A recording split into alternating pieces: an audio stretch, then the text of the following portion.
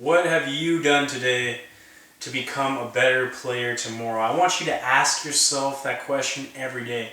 If you are going through the days and you don't have a good answer, something's wrong, okay? You have to be doing something. It can be the smallest thing.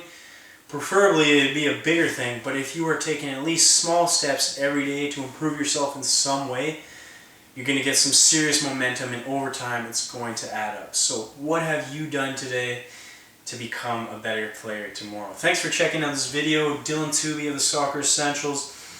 In this video I want to talk about how to play striker and kind of give you a tutorial and just go through some common situations and some ideas on how to play properly in these situations. So I've got my board here. I have broken the field into 3/3, defensive third, middle third, attacking third. So obviously the striker probably spends most of their time in the attacking portion of the middle third and the attacking third. So this side of the field. Obviously there are times, and if you are a striker, I want you to really think about how hard you're defending, or if you're just letting players pass you by. Because a lot of strikers, they are great players, they're good attacking players, but they feel they don't have to defend.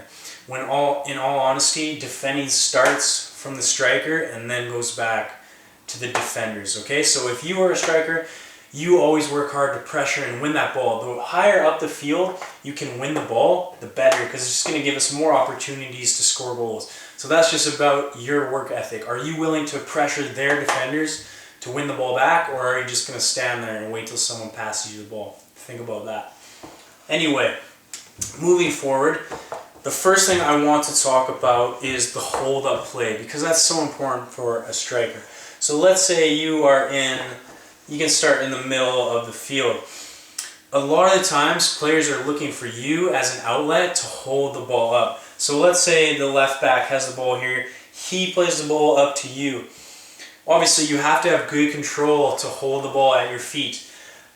And at this point, you're trying to shield off their defenders and keep possession of the ball. That's the biggest thing. If you cannot keep possession of this ball, your team is going to have a lot of trouble moving forward up the field. Your job in this position is to hold the ball until your midfielders can join in the play.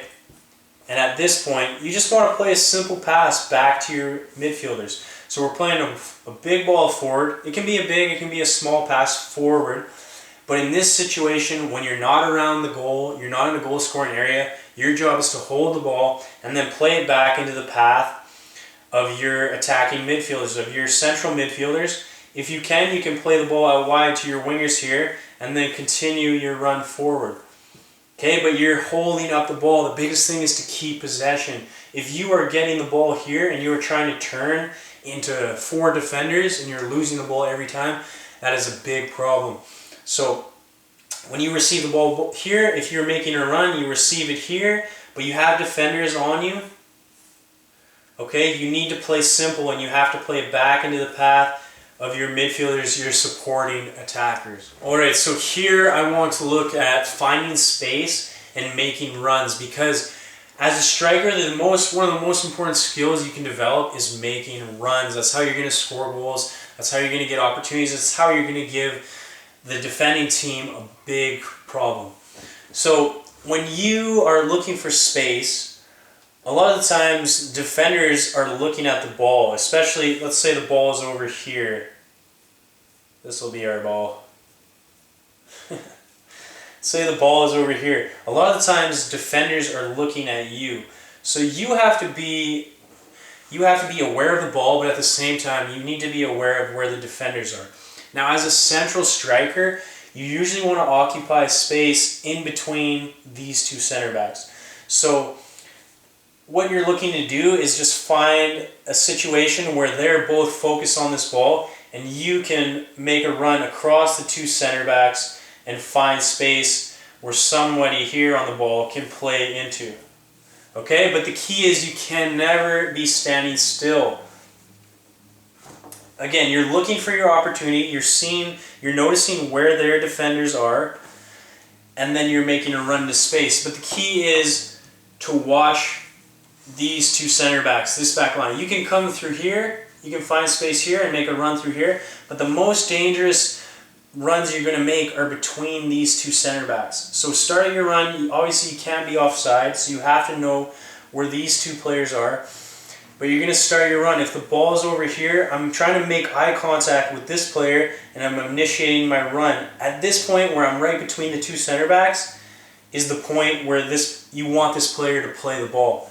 So if you're making your run, timing your run perfectly, eye contact with the player, calling for the ball, boom, you're through between the two center backs, you're into space, this ball is into space, and we can attack. The same goes for the opposite direction, obviously. Ball's over here, ball can even be here, but ball's here, you're making eye contact with the player, you're making your run across the two center backs into space, okay? The problem with making a straightforward run is, one, it's easy to defend, and two, it's a lot harder for this player to play a ball, boom, right over the top of this defender, right into your path. I know it's a bit messy, but deal with me. It's a lot harder for them to play that pass to someone running straight as it is for someone to making a diagonal across the two defenders. So if you can learn to time your runs perfectly, to make good contact with the player with the ball, they don't have to be back here, they can be right here, but you're making your runs into dangerous space, you're going to be a lot better striker, you're going to have a lot more opportunities. Again, you don't want to get sucked too far out here. You want to be receiving the ball within this middle third right here. Okay, you want to make your runs, obviously diagonal runs, but you want to try to receive the ball in a goal-scoring opportunity somewhere around here. I actually just ran out of, what do you call this, ink? My marker's dead, so I'm going to have to go out and get some new markers.